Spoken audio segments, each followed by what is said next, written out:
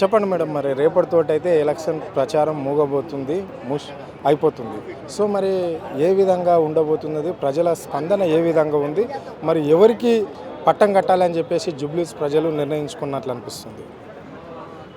BRS పార్టీకే పట్టం కట్టాలని గట్టిగా జూబ్లీహిల్స్ ప్రజలు నిర్ణయించుకున్నారు. ఎందుకు అనంటే అంతకుముందున్న కేసీఆర్ గారు అందించిన అద్భుతమైన పథకాలు, మాగంటి గోపీనాథ్ అన్న చేసిన సేవలు వాళ్ళు ఎప్పుడు గుర్తుపెట్టుకున్నారు. ఎక్కడ ప్రచారానికి వెళ్ళినా కూడా ముందు నుంచి వాళ్ళే మాకు బీఆర్ఎస్ ప్రభుత్వం ఉన్నప్పుడు మంచిగా ఉండే అన్ని పథకాలు అందినాయి. 22 నెలలైనా కూడా ఇప్పుడు ఎటువంటి పథకాలు మాకు చక్కగా అందట్లేవు. షాదీ ముబారక్తో పాటు తులం బంగారం అన్న రాలేదు, స్కూటీలు అన్న రై కూడా రాలేదు. ఇట్లా చెప్పుకుంటూ పోతే మైనార్టీలకు కూడా 4,000 కోట్ల బడ్జెట్ ఇస్తానన్నాడు, సప్లాన్ చేస్తానన్నాడు, 1000 కోట్లు అదగనంగిస్తానన్నాడు, ముల్లా మోజంకి 10 నుండి 15,000 శాలరీ పెంచుతానన్నాడు, 10th పాస్ అయితే 10,000, డిగ్రీ పాస్ అయితే 15,000 ఇస్తానన్నాడు. అవి కూడా రాలేదు మాకు అనేసి వాళ్ళు అంటున్నారు.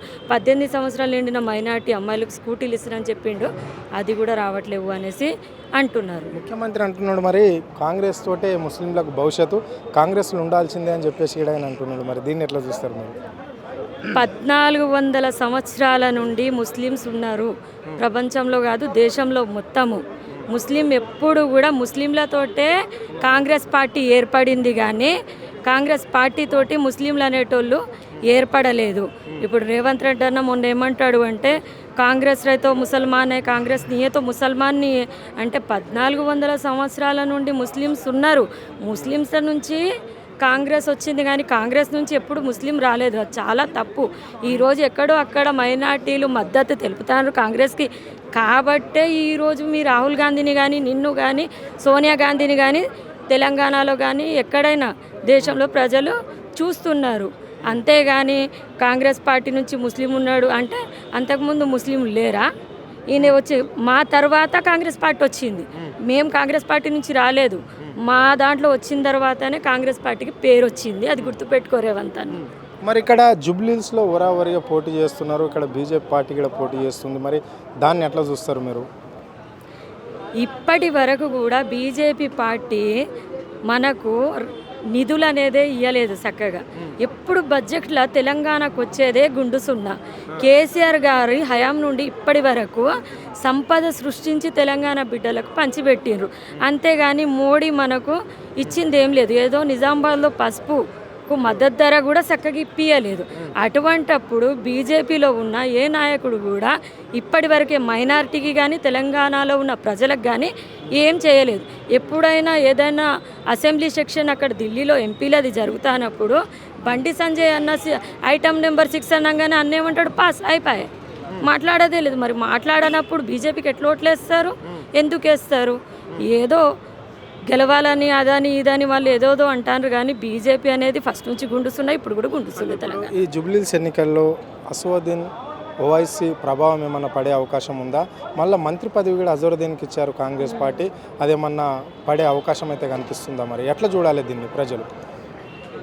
మంత్రి పదవి ఇచ్చేది ఉంటే 22 నెలలు అవుతుంది కదా. బీఆర్ఎస్ ప్రభుత్వం కానీ తెలంగాణలో ప్రజలు కానీ గుర్తు చేసినప్పుడే గుర్తొచ్చింది మంత్రి పదవి వాళ్ళకి ఇవ్వాలి అనేసి. కానీ అంతకుముందు గెలిచిన వెంటనే బీఆర్ఎస్ పార్టీ ఎట్లయితే హోమ్ మినిస్టర్ ఇచ్చింది, బీఆర్ఎస్ పార్టీ ఎట్లయితే మైనార్టీలను కడుపులో పెట్టుకొని చూసుకున్నది, అట్లా చూసుకుంటే ఏమన్నా ఆలోచించి కావచ్చు మైనార్టీలు. కానీ స్వార్థపూర్వకంగా ఇప్పుడు మాత్రం స్వార్థం కడుపులో పెట్టుకోనే కావాలని అజరుద్దీన్ గారికి మంత్రి పదవి ఇచ్చిండ్రని మైనార్టీలందరికీ తెలిసిపోయింది. సో మరి ఇక్కడ ముఖ్యమంత్రి కూడా చవాకులు కూడా పేలుస్తున్నాడు. ఈరోజు ఆయన బర్త్డే కూడా ఉన్నది, మరి ఈరోజు కూడా ఆయన మీటింగ్ కూడా ఉంది ఇక్కడ. సో మొన్న కేటీఆర్ను అంటే మీ వర్కింగ్ ప్రెసిడెంట్ను చెట్టుకు కట్టేసి కొట్టాలి అని చెప్పేసి కూడా ప్రజలకు సూచన చేస్తున్నాడు. ఇలాంటి వ్యాఖ్యలు చేయడానికి ప్రధాన ఉద్దేశం ఏంటి? ఎందుకు కేటీఆర్ టార్గెట్ అవుతున్నాడు ఈ రేవంత్ రెడ్డికి? ఒకటి చెప్పిన పొద్దున్న లేవగానే ఆయనే అంటాడు, బీఆర్ఎస్ ప్రభుత్వాన్ని ప్రజలు మర్చిపోయినరు, కేసీఆర్ గారిని మర్చిపోయినరు, కేటీఆర్ గారిని మర్చిపోయినరు అంటాడు కదా. పొద్దున్న లేవగానే 100కు 100% కాదు, 100కు 200% లేవగానే కేసీఆర్ గారు, కేటీఆర్ గారు బీఆర్ఎస్ ప్రభుత్వం అని తలుచుకొని పాపం భయపడి చస్తాండు ఆయనని. ఎందుకంటే ఆయన కుర్చీ ఉంటుందా పోతుందా, ఈరోజు కూడా ఎక్కి కూడా 22 నెలలైనా కూడా ఇప్పటికి కూడా ఆయనకు భయం అనేది వెంటాడుతుంది. నేను ఉంటానా లేకపోతే ఇంకా ఇప్పుడు నాకు ముఖ్యమంత్రి పదవి ఉంటుందా లేదా అనేసి ఆయన క్వశ్చన్ మార్కులోనే వర్క్ చేస్తాడు. ఇంకోటి కేటీఆర్ అన్న గురించి మాట్లాడే అర్హత ఆయనకు ఫస్ట్ అయితే లేదు. ఎందుకంటే ఆయనే పట్టపగలు మిట్ట మధ్యాహ్నము నోట్లతోటి దొరికిన దొంగ ఫస్ట్. ఆ దొంగ కూడా ఈరోజు నీతులు మాట్లాడుతా అంటే మేము తట్టుకోలేకపోతున్నాం. కేటీఆర్ అన్న జిహెచ్ఎంసీలో ఉన్నప్పుడు ఆయన జిహెచ్ఎంసీ పరంగా ఎన్ని స్వచ్ఛ వెహికల్స్ పెట్టినరు, స్వచ్ఛ మంచిగా అంతా తెలంగాణ మొత్తం ఎంతో అవి బ్లూ గ్రీన్ డబ్బాలు ఇచ్చిండ్రు అందరికీ చెత్త వేయడానికి. ఎన్నో పనులు చేసిండు కేటీఆర్ అన్న. ఐటీ మినిస్టర్గా ఉన్నప్పుడు కూడా ఎన్నో కంపెనీలను కూడా తీసుకొని వచ్చిండు. ఫస్ట్ అయితే ఆయనకు అర్హతే లేదు కేటీఆర్ గారికి అనడానికి. అంటే ఇక్కడ 6 గ్యారంటీలు అమలు చేస్తున్నాం కాబట్టి గెలిచేది మేమే. అన్ని వర్గాలకు ఏదైతే ఎన్నికల మేనిఫెస్టోలో మేము హామీ ఇచ్చినామో అన్నీ నెరవేర్చుకుంటూ వస్తున్నాం కాబట్టి జూబ్లీస్లో జెండా మాదే ఎగురుతుంది, కాంగ్రెస్ పదతాపం ఏంటో చూపిస్తాము అని చెప్పేసి రాసి పెట్టుకోండి అని చెప్పేసి కూడా వాళ్ళు సవాల్ చేస్తున్నారు. దీన్ని ఎట్లా చూస్తారు?